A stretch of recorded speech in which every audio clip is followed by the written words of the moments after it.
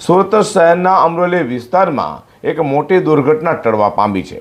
ચાલુ સિટી બસમાં અચાનક ભીષણ આગ ફાટી નીકળતા મુસાફરોના જીવ તાળવે ચોંટ્યા હતા. જોકે ડ્રાઈવરની સતર્કતા અને સમયસૂચકતાને કારણે બસમાં સવાર તમામ મુસાફરો સુરક્ષિત રીતે બહાર નીકળી જવામાં સફળ રહેવા પામ્યા છે. સુરતમાં ફરી બસમાં આગ લાગી છે. વાત એ છે કે સુરત મહાનગરપાલિકાની સિટી બસ જ્યારે અમરોલી વિસ્તારમાંથી પસાર થઈ રહી હતી ત્યારે અચાનક જ બસના એન્જિનના ભાગમાંથી ધુમાડા નીકળવા લાગ્યા હતા. જોતામાં આગે વિકરાળ સ્વરૂપ પણ ધારણ કરી લીધો હતો. આખી બસ આગની લપેટમાં આવી જવા પામી હતી. ઘટના સમયે બસમાં અંદાજે 15થી વધુ મુસાફરો સવાર હતા. બસમાં આગ લાગતા જ મુસાફરોમાં ચીસાચીસ અને દોડધામ મચી ગઈ હતી. આગ વધુ પ્રસરે તે પહેલા જ તમામ મુસાફરો સમયસર બસમાંથી નીચે ઉતરી ગયા હતા, જેને કારણે એક મોટી જાનહાની ટળવા પામી છે. તો બીજી તરફ ઘટનાની જાણ થતાં જ સ્થાનિક લોકોને ફાયર વિભાગનો કાફલો પણ તાત્કાલિક સ્થળ પર પહોંચી ગયો હતો.